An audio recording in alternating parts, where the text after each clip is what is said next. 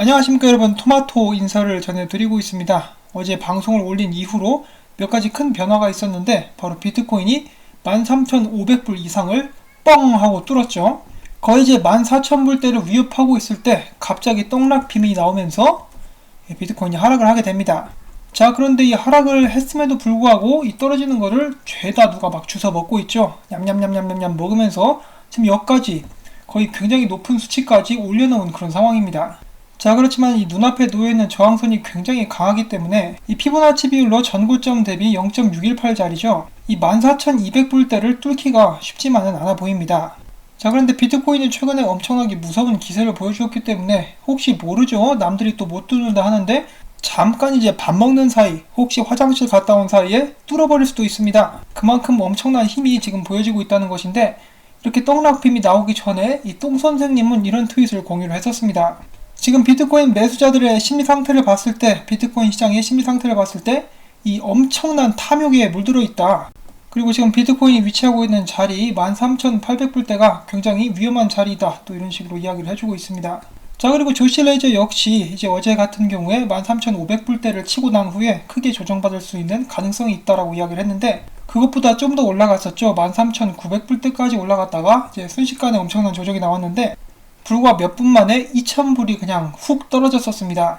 그런데 그 떨어졌던 것이 이제 다시 원상복구가 됐죠. 거의 밑에서 이제 비트코인을 막 사들이는 사람들이 있었는데, 이런 상황에 대해서 조시 레이저는 이렇게 이야기를 합니다. 지금 18% 정도 하락이 왔었는데 여기서 만약에 더 떨어진다, 20% 이상의 하락이 오게 되면은 이제 더 큰 조정이 올 수도 있겠지만은, 지금 이 상황을 봤을 때 난 아직도 비트코인이 굉장히 상태가 좋아 보인다. 30% 하락을 예측을 했었는데 18%밖에 안 떨어졌다? 아싸 신난다. 뭐 이런 식으로 이야기를 하고 있습니다.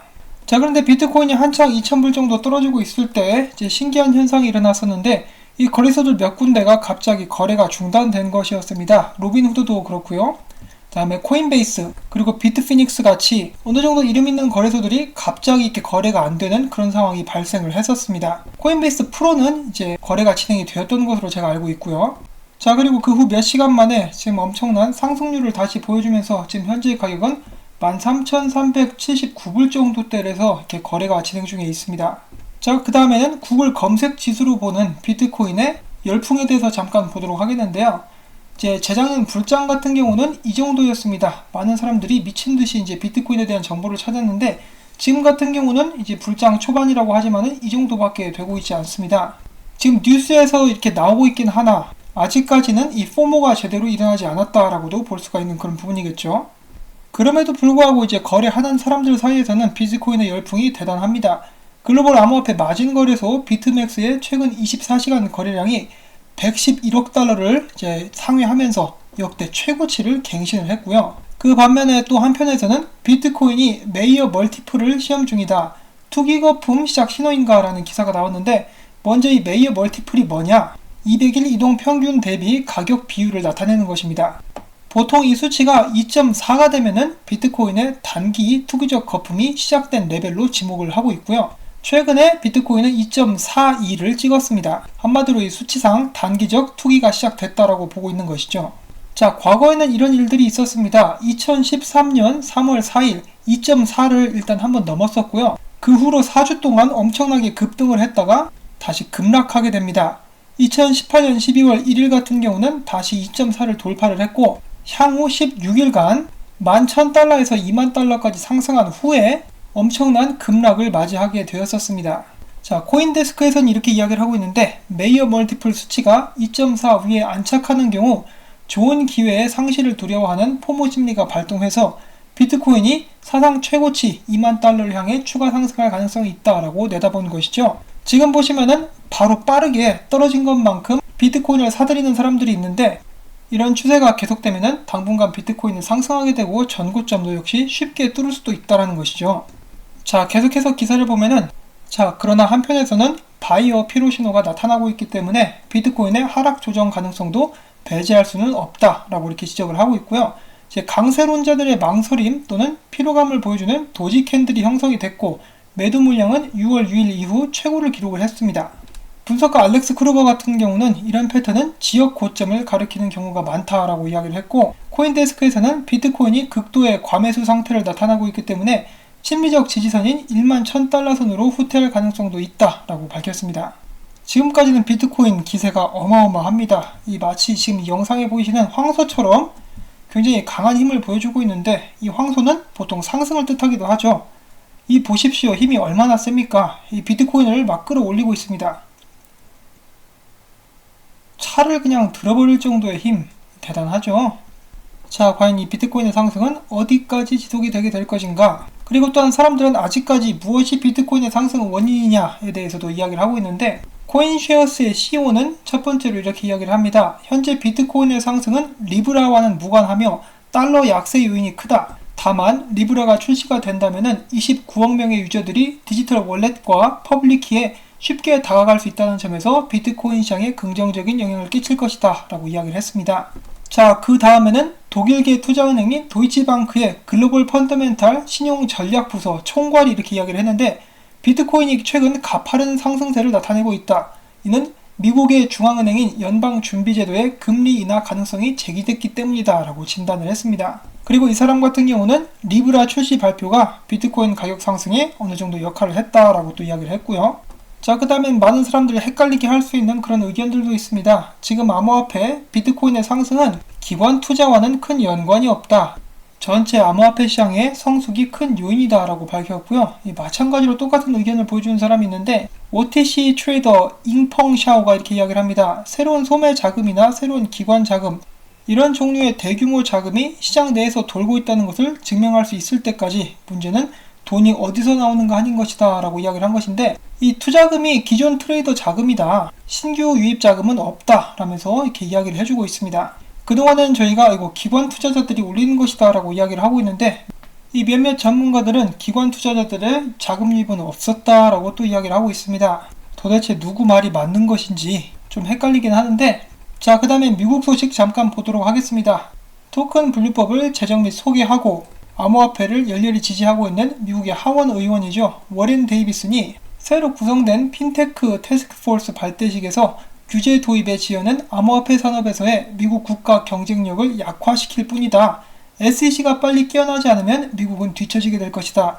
왜 SEC가 비트코인과 같은 암호화폐 규제 마련을 시급히 다루지 않는지가 궁금하다. 저도 궁금한데, 아무튼 그는 이어서 이렇게 이야기를 합니다. 침체된 산업이 SEC의 규제 가이드라인을 기다리고 있다. 이런 식으로 교착 상태에 두는 것은 불공평하며 산업의 퇴후를 야기할 수 있을 것이다 라고 이야기를 했습니다. 이 망할 놈의 SEC야, 좀 일 좀 해라 라고 이야기를 하고 있는데, 이 군뱅이가 점심 식사하러 기어가듯이 SEC에서는 천천히 일을 진행을 하고 있습니다. 그들은 최근에 이제 비트코인 ETF에 관련된 퍼블릭 코멘트 여론 수렴 기간을 지정하면서 나름 이제 일하는 척을 하겠다라고 밝혔습니다. 지금 보면 ETF 같은 경우는 조작이 너무 심하기 때문에 아직 나오기 힘들다라고 쳐도, 기존 암호화폐들에 대해서 이제 제대로 된 규제 라인을 먼저 내놔줘야 되지 않나 하는 그런 생각이 저는 들고 있고요. 특히 이제 이 암호화폐가 증권이냐 아니냐, 그것을 더욱더 확실하게 가늠할 수 있게끔 이런 가이드라인을 먼저 만들어줘야 이 회사들이 이제 제대로 마음 놓고 사업을 펼치지 않을까 하는 그런 생각이 듭니다. 자, 그 다음 소식입니다. 글로벌 선물 거래 중개 업체인 어드밴스드 마켓이 유동성 공급을 위해서 암호화폐 8종의 차익 거래 서비스를 출시를 했습니다. 8종의 암호화폐는 비트코인, 비트코인 캐시, 이더리움, XRP, 이오스, 네오, 스텔라, 라이트코인입니다. 그 다음 소식은 이제 꽤 오랜만에 불러보는 그 이름, 퀀텀입니다. 최근 퀀텀에서 AMA, 무엇이든지 물어봐를 진행을 했고, 여기에서 퀀텀 네트워크의 업그레이드 버전인 퀀텀 2.0을 올 연말 공개할 것이다 라고 밝혔습니다. 해당 버전에서는 프라이빗 스마트 컨트랙트와 민불, 윈불, 익명성 강화 프로토콜, 이것을 기반으로 한 기밀 자산 발행 등 기능을 추가하겠다라는 설명입니다. 자, 이런 시기에 익명성을 강화하겠다. 과연 좋은 선택인지는 잘 모르겠네요. 자, 그 다음에는 국내 소식 몇 가지 보도록 하겠습니다. 카카오 블록체인 플랫폼 클레이튼의 운영 파트너로 LG전자와 LG상사를 비롯해서 국내외 주요 정보기술, IT 기업들이 대거 참여한다는 보도가 나왔습니다. 참여하는 기업들로는 넷마블, 펍지, 네오위즈, 위메이드 등 국내 주요 게임 업체가 클레이튼 운영 파트너로 참여한 것으로 알려져 있고요. 카카오는 다가오는 27일 메인넷을 선보이면서 주요 파트너를 공개할 계획입니다. 오늘이네요.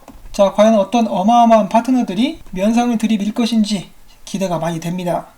자, 그 다음에 대한민국의 또 다른 부자 동네 서초구죠. 이 서초구청장이 25일 블록체인 성지로 알려진 스위스 주크시에서 열린 크립토밸리 컨퍼런스에 참석을 해가지고 서초구의 새로운 블록체인 사업을 발표를 했습니다. 바로 서초코인이라는 것인데요.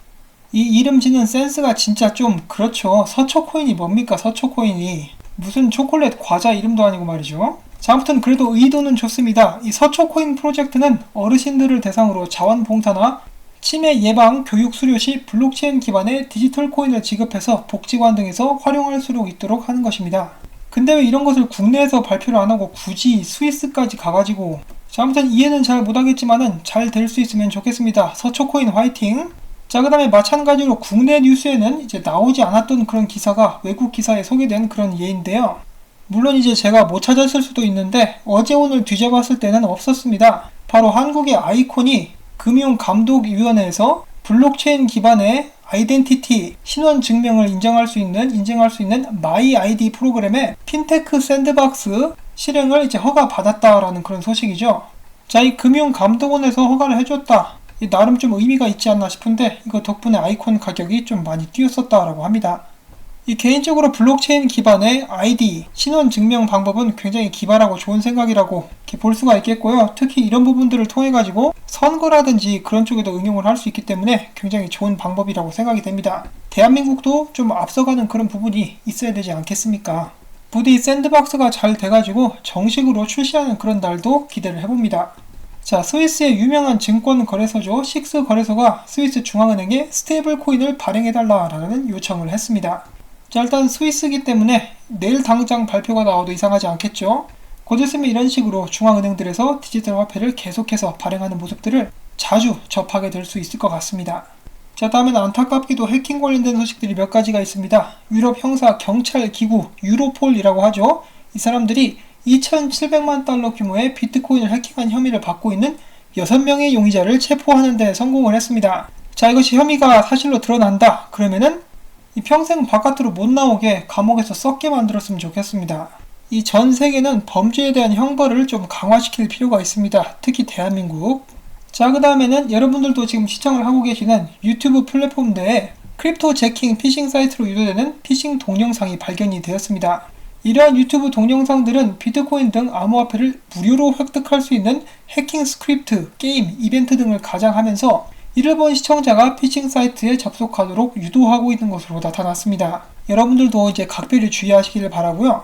가능하다면은 이런 사람들을 잡아서 주리를 매우 틀었으면은 얼마나 좋을까. 그리고 또 그런 것을 이제 유튜브에서 생방송으로 방영을 해주면 얼마나 통쾌할까 하는 생각이 듭니다. 자, 지금 페이스북 리브라 덕분에 전 세계가 엄청난 관심을 보여주고 있는 가운데 이 리브라를 사칭하는 사기 사이트가 벌써 기어 나왔습니다. 이 보통 웹사이트의 주소를 약간 바꾸는 식으로 위장을 한 후에 기존의 홈페이지와 굉장히 비슷하게 고퀄리티로 홈페이지를 제작한 후에 사람들에게 이제 리브라의 프리세일이다 혹은 다른 암호화폐들도 비슷하게 이런 식으로 사기를 치고 있죠. 자, 이런 나쁜 놈들이 너무 득실득실거리기 때문에 항상 여러분들의 자금 그리고 암호화폐들 투자하실 때는 신중에 신중을 기하실 수 있기를 바랍니다. 자, 그 다음엔 테슬라에 관련된 소식인데요. 네트워크 보안 업체인 레드락이 최근 테슬라가 사용하고 있는 클라우드 시스템 아마존 웹 서비스가 해커들에 의해서 암호화폐 채굴에 사용됐다고 전달을 했습니다. 테슬라 측 대변인은 해커들을 추적할 수는 없었지만은 해당 문제를 해결했으며 고객들의 데이터는 안전하게 유지되고 있다라고 뻥을 쳤습니다. 안전하게 유지될 턱이 없죠. 이 정도까지 터졌으면은 기본 개인정보는 다 날아갔다라고 보는 게 맞겠죠. 자, 그 다음에는 중국 관련된 소식인데 중국이 페이스북을 차단하고 있는 그런 나라 중에 하나죠. 그런데 이제 그럼에도 불구하고 리브라가 미칠 영향에 대해서 심히 우려하고 있다라는 소식인데요. 자, 중국은 여러분들도 아시다시피 이제 공산주의 국가이고 모든 것을 통제하고 감시하는 그런 나라죠. 중국 기업들이 온라인을 장악하고 있는데 이러한 환경은 곧 정부가 온라인 공간에서의 소통을 감시할 수 있다는 것을 의미합니다. 그런데 블록체인은 기존 중앙 집중형 시스템과는 달리 독립적인 노드에 의해서 트랜잭션을 완료하기 때문에 중앙기구의 승인이나 감독이 필요하지 않으며 블록체인의 이러한 성격으로 인해서 중국이 페이스북을 차단하더라도 페이스북의 마케팅에 이용되는 리브라는 여전히 중국 내에서 혼란을 일으킬 수도 있다라는 것입니다. 자, 그리고 중국 같은 경우는 이제 그 전까지는 채굴로 굉장히 유명한 나라였죠. 자, 그런데 중국의 채굴자들이 점점 중국을 빠져나가고 있다라는 소식도 나오고 있습니다. 특히 예전 같은 경우는 중국 하면은 싼 전기료를 이렇게 강점으로 꼽았었는데, 카자흐스탄이나 러시아 등에 비교하면은 중국 전기세가 그렇게 싸지도 않다. 그리고 또한 자국 내 경쟁이 극심해져서 규제보다는 경제적 유인으로 채굴 자원을 옮기고 있다라고 중국 내의 한 채굴업자는 설명을 했습니다. 자, 그 다음 소식 바로 넘어가도록 하겠습니다. 이 마틴 영이라는 사람이 있는데요. 뉴스 BTC의 편집장입니다. 이 사람이 이야기하기를 비트코인이 13,000달러에 도달하자 많은 사람들이 지금 참여하는 것은 너무 늦은 것이 아닐까라는 질문을 던지고 있다. 물론 이 장기적인 관점에서는 분명히 늦지 않았지만은 그럼에도 불구하고 이더리움의 가능성을 생각해본다. 그러면은 이 다음에 올 알트 시장 펌핑 때 큰 수익을 이제 거둘 수 있을 것이다 라고 이야기를 한 것입니다. 자, 그러면은 이 알트 천국은 언제쯤 오게 될 것인가? 최근에 비트코인 상승이 무서웠는데 그에 반해서 알트코인은 얌전하게 있죠. 자, 그런데 이제 한 분석가는 이렇게 이야기를 합니다. 비트코인이 최근 11,000달러를 넘었고 알트코인의 시총은 쌍바닥을 찍었다. 알트코인의 상승이 무섭게 다가오게 될 것이다. 이런 식으로 이야기를 하면서 이 차트를 보면은 이것이 이제 비트코인 차트이고 이 보라색이 알트코인 시총입니다. 이것은 3일짜리 차트이고요. 보시면은 항상 비트코인이 먼저 이렇게 쭉 쏘는 모습이 보여지고 있었습니다. 저번 불장 때도 마찬가지였고요. 그런데 이제 비트코인이 달리기 시작하고 나서 한 달쯤 후에 알트코인들도 이렇게 미친듯이 달리기 시작한다라는 것을 보여주고 있습니다. 지금 이 박스 안을 보시면은 저번 알트 불장 직전에 이런 식으로 시총이 쌍바닥을 찍고 올라가기 시작합니다. 그리고 최근 다시 한번 이런 식으로 쌍바닥을 찍었기 때문에 비트코인이 조금 더 여기서 달려주고 난 후에 앞으로 정확히 얼마만큼 시간이 더 걸릴지는 모르겠지만은 곧 있으면은 이제 알트코인들도 위로 쏘기 시작할 것이다 라는 것이죠. 조금 더 이 표를 자세히 살펴보면은 여기까지 올라온 후에 여기가 이 점이라고 보면은 한 번 더 이제 비트코인이 거의 최고점을 향해 쏘기 시작합니다. 그 순간이 이제 곧 이제 다가오게 될 수 있을 것 같은데 그 후에 최고점을 찍고 난 후에 바로 알트코인이 쏘기 시작합니다. 비트코인이 이제 시총을 어느 정도 내놓게 되면은 알트코인들이 이제 비트코인의 목덜미를 잡고 그만 처먹어 너 많이 먹었잖아 하면서 열심히 달리게 된다는 것이죠. 첫 번째로는 여러분들도 아시다시피 메이저 알트들, 시총 상위권에 있는 알트들이 달리기 시작하게 될 것이고 그 후에는 이제 그런 시총들이 잡코인, 쓰레기 코인들로 넘어가가지고 펌핑을 같이 받게 될 텐데 제가 이런 순간들을 잘 대비하고 있으면은 나중에 큰 수익을 낼 수 있는 그런 기회를 잡게 되지 않을까 싶습니다. 여러분 모두 화이팅입니다. 성투하시길 바라고. 자, 그리고 얼마 전에 미국의 팍스TV에 비트코인이 다시 한번 소개가 되었었다라는 그런 짤도 공유를 해드리고요. 그 다음에는 이제 또 오랜만에 과학기술에 관한 짧고 재밌는 영상이 있어서 여러분들께 잠시 보여드리고 이제 마무리를 지으려고 합니다.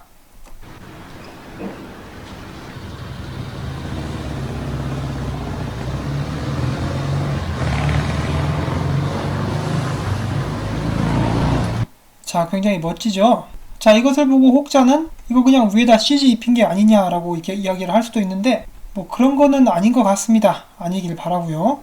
자, 이렇게 해서 저는 오늘 준비한 소식들을 무사히 전달해드렸고 이런 정보들이 유익하셨다 그러면은 구독과 좋아요 그리고 수고했다는 의미에서 광고 시청을 처음부터 광고가 끝날 때까지 꼭 봐주시기를 부탁을 드립니다. 여러분들의 그런 도움 덕택에 이 채널은 유지가 될 수가 있고요. 바쁘신 분들은 이제 광고를 켜 놓으시고 이제 들으시면서 다른 볼일을 보시면은 저에게는 이제 굉장히 큰 힘이 됩니다.